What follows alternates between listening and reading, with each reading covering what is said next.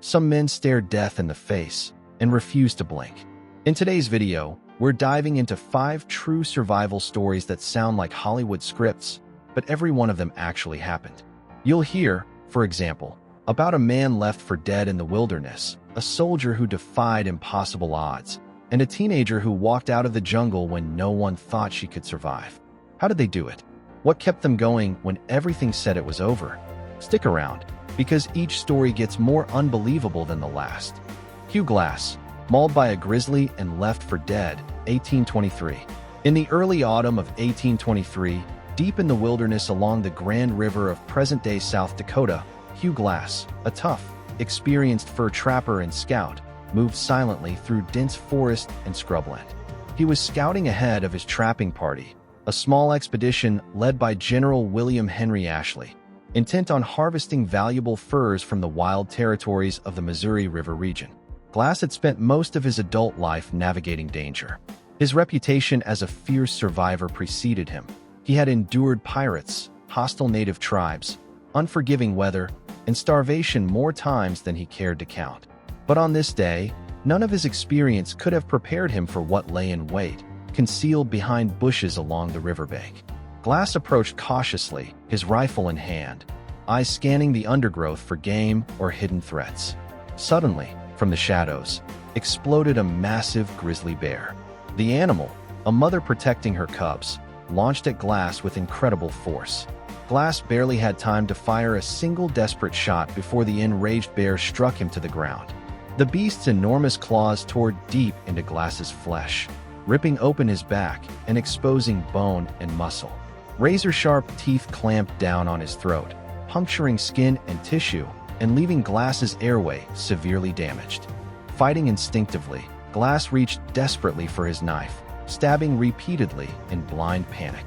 Each strike seemed futile against the overwhelming strength of the grizzly, but eventually, after a violent, prolonged struggle, the bear collapsed dead beside him. Glass lay on the blood-soaked ground, mangled and broken, unable to move. When his companions found him, they were certain he would die within hours. His wounds were grotesque. His scalp had been partially torn away, his throat nearly shredded, one leg shattered, and deep gashes exposing bone. The men of the expedition were astonished Glass was still breathing. Unable to transport him through the unforgiving terrain, the expedition leader, General Ashley, made a somber decision. Glass would remain behind. 2 men, veteran John Fitzgerald and a young teenager, Jim Bridger, were offered extra money to stay behind until Glass passed, ensuring he received a proper burial. Reluctantly, they agreed. Glass, unconscious from blood loss and trauma, hovered between life and death. Days passed without change. Fitzgerald and Bridger, increasingly fearful of nearby hostile native tribes, decided they could no longer risk staying. Believing Glass's end inevitable, Fitzgerald took Glass's rifle, knife, and vital equipment. To cover their departure, they hastily dug a shallow grave, placed Glass into it, and left him to die. When Hugh Glass regained consciousness, he awoke utterly alone, half buried alive in the middle of the remote wilderness. His companions were gone. His weapons were taken. His injuries were catastrophic. He could barely move, unable even to speak or cry out due to the severe damage to his throat. With no tools, no supplies, and no hope of rescue, Glass faced an impossible choice: surrender and await death, or fight through unimaginable pain to survive. Glass chose survival. Driven by instinct and sheer force of will, he dragged himself out of the shallow grave inch by painful inch. Unable to stand, he began a grueling journey, crawling on his belly across the harsh landscape. Every movement sent searing pain through his shredded body. He moved through thorn bushes, jagged rocks, muddy streams, and insect-infested swamps, propelled only by raw determination. Days turned into weeks. Glass survived by eating berries, insects, roots, and occasionally scavenged raw meat. At one point, legend says he scared wolves away from a freshly killed bison carcass, feasting on the raw flesh to stave off starvation. His festering wounds became infested with maggots, an ironically helpful development, as the insects cleaned the decaying flesh and prevented fatal infection. Feverish and delirious, he pushed forward, driven by a primal desire to live. Navigating by memory and sheer instinct, Glass crawled over 200 agonizing miles of wilderness. He crossed the vast prairie, endured violent storms, and evaded detection by hostile tribes. Weeks turned into months of ceaseless struggle, yet Glass refused to surrender. Finally, after an ordeal beyond human comprehension, Glass arrived, barely alive, at Fort Kiowa on the Missouri River. The men stationed there were astonished and horrified by his condition. Emaciated, covered in festering wounds, and nearly unrecognizable, Glass had somehow survived against all odds. After months spent recuperating, Glass was fueled by another desire: revenge against Fitzgerald and Bridger, the men who had abandoned him.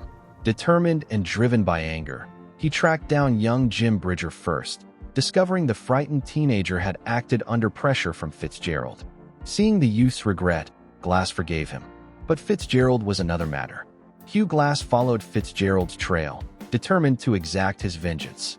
Eventually, he found Fitzgerald stationed at Fort Atkinson, serving in the U.S. Army. To kill Fitzgerald now would mean execution by hanging for killing a soldier. Recognizing his hands were tied, Glass confronted Fitzgerald, forcing him to return his stolen rifle, his only satisfaction from an otherwise frustrated revenge.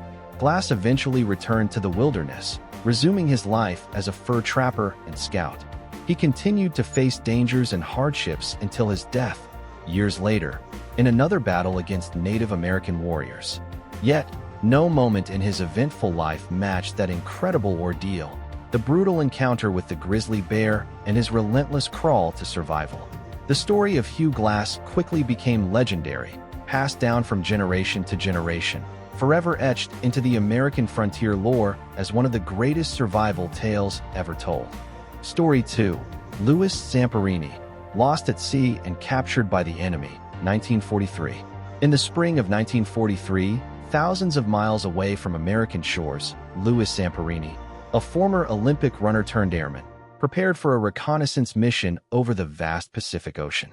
A charismatic troublemaker in his youth, Zamperini had become an international sensation at the 1936 Olympics in Berlin, attracting the attention of Adolf Hitler himself. Now, as a bombardier aboard a B-24 Liberator, his running days felt like a distant memory amid the realities of war. On May 27, 1943, Zamperini and his crew embarked on a rescue operation searching for a downed aircraft. But the mission took a terrifying turn when mechanical failures suddenly crippled their bomber. Engines sputtered and then failed completely. The heavy aircraft plummeted uncontrollably toward the endless blue ocean below. Zamperini braced himself, knowing this might be the end. The plane hit the water violently, breaking apart on impact. Zamperini found himself trapped beneath wreckage, frantically struggling for air, finally surfacing and gasping for breath. Around him, burning fuel covered the water's surface, and scattered debris was the only sign of what had once been their mighty bomber. Of the 11-man crew, only Zamperini, pilot Russell Phillips, Phil, and tailgunner Francis McNamara, Mac, survived. The three survivors climbed aboard a tiny rubber raft, barely large enough to hold them, floating helplessly in the vast emptiness of the Pacific Ocean. They had no food, no fresh water, no weapons, and only the faintest hope of rescue. They faced searing sun by day, freezing winds by night, and relentless hunger and thirst. But their immediate fear came from beneath the water's surface. Swarms of sharks circled continuously, bumping the raft ominously, waiting for the men to grow weak. Days turned to weeks. They caught seabirds, ate them raw, and even used bits of the birds as bait to catch small fish. Dehydration drove them nearly insane, compelling them to collect rainwater in canvas covers or suck moisture from their soaked clothing after brief storms. On the 27th day, a plane appeared on the horizon. Frantically, they waved, shouted, and prayed for salvation. But the aircraft belonged to the Japanese military, and instead of rescue, it began strafing them with machine gun fire. Miraculously, none were hit, but their raft was riddled with bullet holes. They spent hours plugging the raft with their fingers and tiny scraps of material, fighting desperately to stay afloat. Slowly, starvation and dehydration drained the men's strength. Mac, the tailgunner, weakened first. In his delirium, He ate the last of their emergency chocolate early in the ordeal, depriving them of precious calories. On the 33rd day adrift, after severe dehydration and malnutrition overwhelmed him, Mac passed away quietly, leaving Zamperini and Phil to bury their friend at sea, a painful reminder of their grim reality. Finally, after 47 agonizing days drifting more than 2,000 miles across the Pacific, they spotted land, only to realize it was an occupied Japanese territory. Starving, skeletal, and too weak to resist, they were immediately captured and imprisoned. For Zamperini, the ordeal was far from over. It was merely entering its next chapter. In captivity, Louis Zamperini endured unimaginable cruelty. He and Phil were transferred to separate Japanese prisoner-of-war camps, with Zamperini eventually arriving at the notorious Omori POW camp near Tokyo. There, he met his tormentor, the ruthless prison guard Matsuhiro Watanabe, known to prisoners as the Bird. Watanabe singled Zamperini out for merciless treatment, determined to break his spirit due to Zamperini's Olympic fame and unyielding defiance. Day after day, the Bird subjected Zamperini to savage beatings and relentless psychological torture. Zamperini suffered frequent beatings, forced labor, and prolonged starvation. His Olympic past was cruelly mocked by guards who forced him into races despite his malnourishment, beating him mercilessly if he stumbled or failed. But no matter how harshly Watanabe punished him, Zamperini refused to be broken, enduring every torment silently, determined to survive. Months became years. Zamperini's physical state deteriorated to the edge of death, yet his mental resolve remained strong. The cruelty intensified as the war turned against Japan, and Watanabe grew more desperate and violent, taking out his frustrations on Zamperini and other prisoners. Despite everything, Zamperini clung desperately to life and hope, praying daily for liberation. Then, in August 1945, after over 2 harrowing years as a prisoner, Zamperini awoke to silence. His guards had vanished. The war was over. American bombers began dropping food, medicine, and supplies on the prison camps. Overcome with disbelief and joy, Zamperini embraced his fellow prisoners, barely able to believe they had survived the unimaginable. Returning home, Zamperini faced the trauma that haunted him for decades. He suffered nightmares, flashbacks, and the torment of PTSD, struggling to readapt to civilian life. Yet, in a remarkable personal victory, he eventually forgave his captors, an act he expressed openly years later, publicly forgiving even the notorious Bird himself. His incredible story became world famous, chronicled in Laura Hillenbrand's best-selling biography, Unbroken, later adapted into a celebrated film. Louis Zamperini died in 2014 at age 97, revered not only as a hero who survived against impossible odds, but as a man whose spirit remained truly unbroken, even after facing horrors that would have shattered most. Story 3. Ernest Shackleton and the Endurance, stranded in Antarctic ice, 1914 to 1916. In August 1914, as Europe plunged into the chaos of World War I, Sir Ernest Shackleton embarked on one of history's boldest expeditions, an audacious attempt to cross Antarctica on foot. Shackleton, an explorer whose name was synonymous with courage and ambition, had previously reached within striking distance of the South Pole. Now he dreamed of becoming the first to traverse the entire frozen continent, an unparalleled feat of endurance, strength, and leadership. Shackleton's ship, aptly named Endurance, departed England on August 8, 1914, carrying a crew of 27 hardy adventurers handpicked by Shackleton himself. The ship's hull was fortified against sea ice, but no vessel could truly conquer the brutal conditions awaiting them. Initially, the journey proceeded smoothly. Shackleton guided the Endurance south through stormy seas, ice floes, and frigid temperatures toward the Antarctic continent. But by January 1915, just a day's sail from their landing point, disaster struck. Massive pack ice closed rapidly around the ship, trapping it completely. The men struggled desperately to free their vessel, hacking at the ice with axes and shovels, but it was no use. Shackleton realized their position was hopelessly precarious. They were trapped in the unforgiving embrace of the Weddell Sea. For months, the men lived aboard the immobilized ship, drifting helplessly with the shifting ice pack. Shackleton maintained morale, organizing activities, games, and routines to prevent despair. But the Antarctic winter soon descended with brutal intensity. Months of unending darkness, bone-chilling cold, and relentless pressure from expanding ice. The vessel groaned under the crushing ice floes, sending haunting cracks and pops echoing through the hull as timbers splintered. Then, in October 1915, the ice squeezed tighter. The men watched helplessly as their ship began to buckle, the timbers cracking, the hull rupturing, and seawater flooding compartments.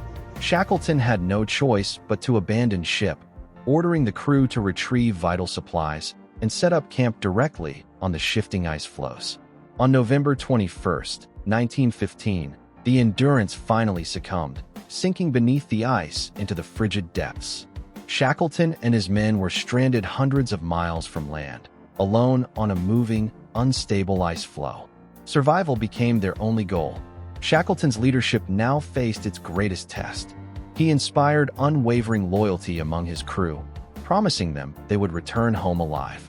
They salvaged provisions, boats, and gear from the wrecked ship, preparing for a perilous journey towards safety, unsure if rescue or survival was even possible. For months, they drifted northward on the unstable ice. Life became harsh and dangerous. Blizzards battered their tents mercilessly. Food supplies dwindled. Shackleton maintained discipline, rationing food carefully, organizing seal and penguin hunts, and motivating his men to push forward against the despair that threatened constantly to overwhelm them. In April 1916, after months stranded on floating ice, the floe beneath them began breaking apart, forcing the crew to make a desperate escape attempt. They launched 3 tiny lifeboats into the storm-tossed, freezing ocean, navigating through towering icebergs, monstrous waves, and relentless storms. For days they battled bitter cold and punishing winds, finally reaching the bleak, barren shores of Elephant Island, an inhospitable, remote outpost far from shipping routes and civilization. Elephant Island offered temporary refuge, but no real hope of rescue. Shackleton knew that staying meant death. He decided to undertake one final, seemingly impossible gamble.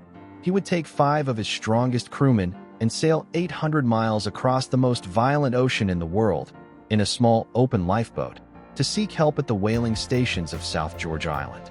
On April 24, 1916, Shackleton and his small crew set off in their fragile 22-foot boat, the James Caird, into the hurricane-force winds and towering waves of the Southern Ocean. Day after day, icy seas battered them mercilessly, soaking them constantly, threatening to swamp their tiny vessel. Navigating by celestial sightings in thick cloud cover and fog was nearly impossible, yet Shackleton's navigator, Frank Worsley, somehow steered them true. After 17 days of unimaginable hardship, frozen and exhausted beyond comprehension, Shackleton's tiny crew miraculously reached South Georgia Island. But their ordeal wasn't over. They'd landed on the wrong side of the island, separated from rescue by glaciers, mountains, and ice cliffs never before traversed by humans.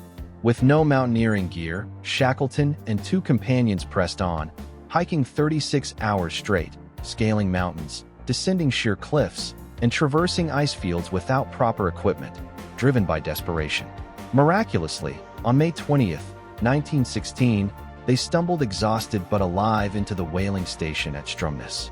The station crew barely recognized the battered, frostbitten figures who appeared out of nowhere, men they presumed had perished long ago. Shackleton immediately organized rescue attempts for those he'd left behind. 3 separate attempts failed, halted by relentless sea ice. But Shackleton never gave up, driven by his promise to his men.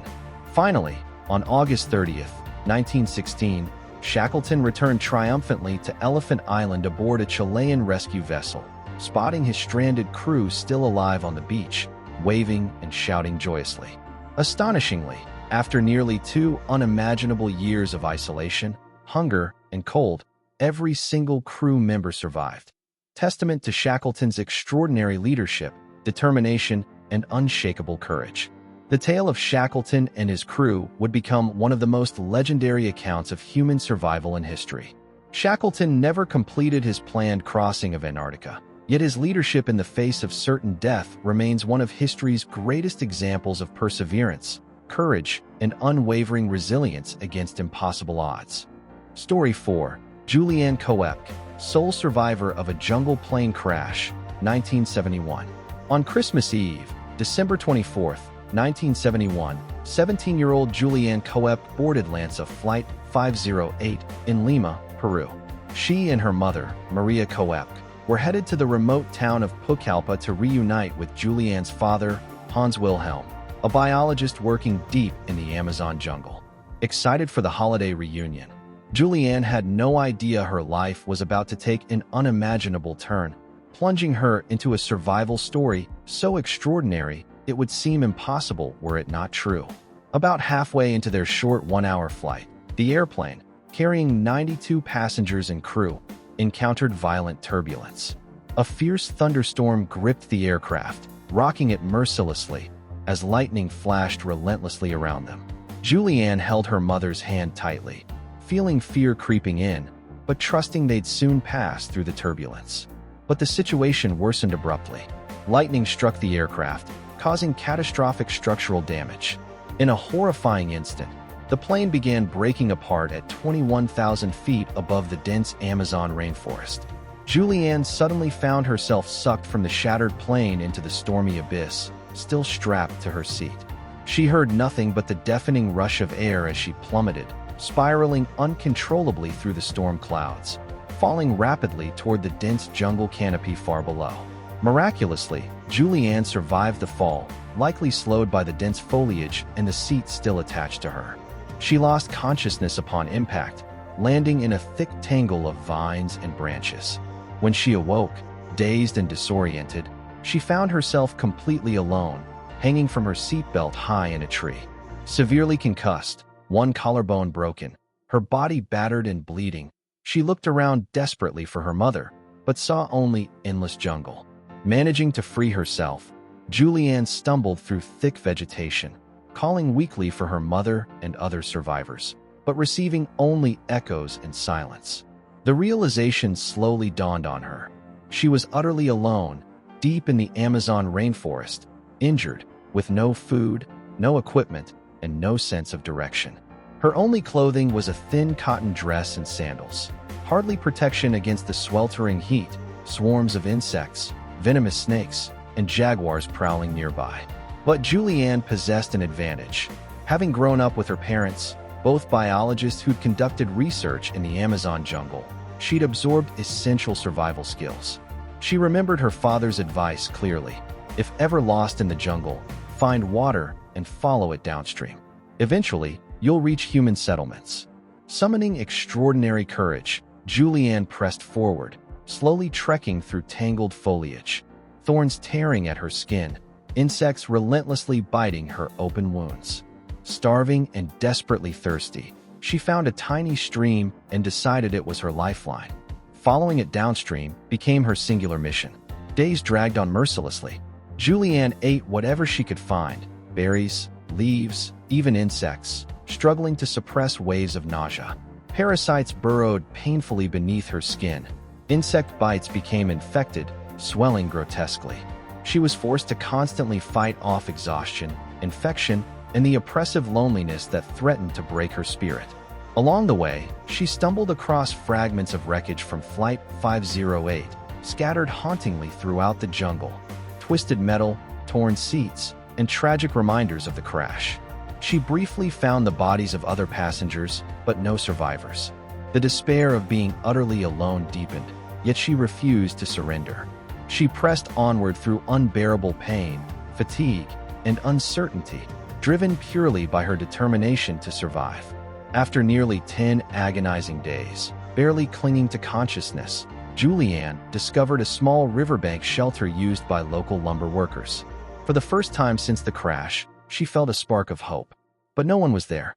Summoning the last reserves of her strength, she treated her infected wounds by pouring gasoline, found at the shelter, on them, as she'd seen her father do with injured animals. The searing pain nearly overwhelmed her, but she knew infection meant death. Weak, feverish, and delirious, Juliane collapsed inside the hut, slipping in and out of consciousness. Hours later, 3 lumbermen returned, stunned to find a thin, battered girl barely alive in their isolated camp. They provided food, water, and basic care, gently helping her back to life. Realizing her critical condition, they carefully transported her downstream by canoe to civilization, finally reaching a medical outpost in the town of Tornavista. News quickly spread. Juliane Koepcke, against all conceivable odds, had survived the crash and emerged from the jungle alone. Doctors treated her extensive wounds, infections, and exhaustion. Her father, Hans Wilhelm, overwhelmed with joy, rushed to reunite with her, though Juliane learned tragically that her mother had not survived the disaster. Juliane's astonishing ordeal soon captured worldwide attention. Investigators confirmed her incredible 10-day survival trek through the Amazon jungle, marveling that anyone, especially a teenager, could overcome such impossible conditions.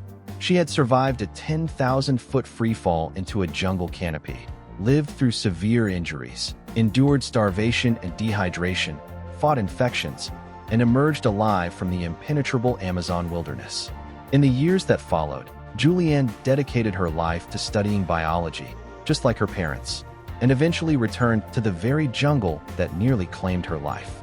She established the Panguana Research Station, devoted to conservation and wildlife research. Her extraordinary survival became legendary, inspiring books, documentaries, and films, including the acclaimed documentary Wings of Hope, directed by Werner Herzog. Juliane Koepcke's experience remains one of history's most remarkable true survival stories, an astonishing testament to human resilience and endurance under conditions that should have been unsurvivable. Story 5.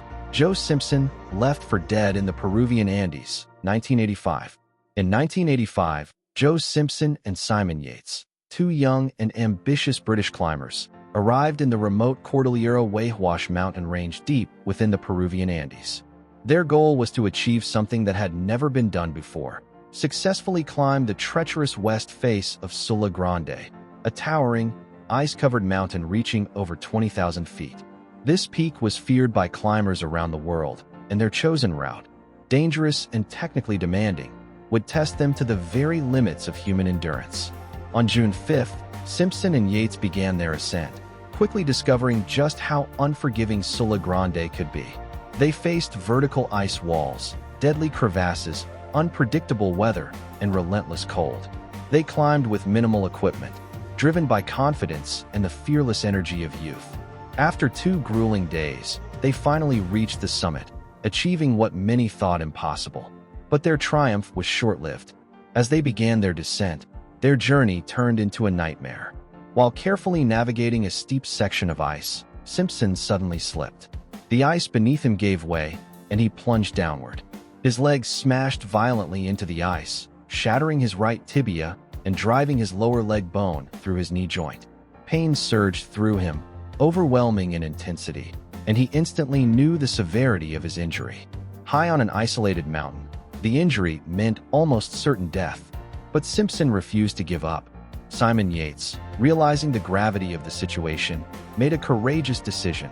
Rather than leave Simpson behind to die, he attempted to lower him down the mountain using their rope.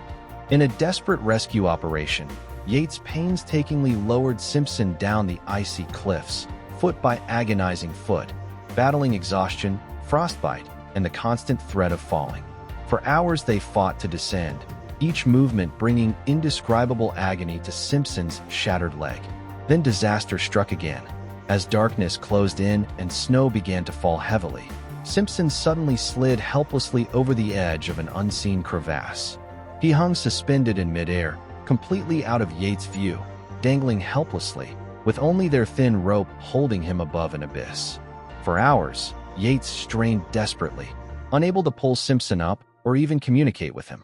As his strength faded, Yates faced an unimaginable choice: cut the rope and let his partner fall to his death, or risk dying himself. With no alternatives left, Yates took his knife and severed the rope.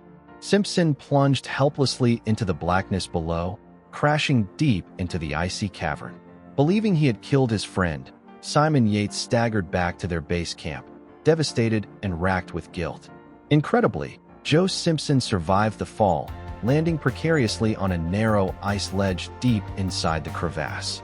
Disoriented, broken, and utterly alone, Simpson awoke in the pitch-black darkness, shivering uncontrollably. The pain in his shattered leg was unbearable, his frostbitten fingers numb, his clothing soaked. He called desperately for Simon, but there was only silence. Simpson understood his hopeless situation.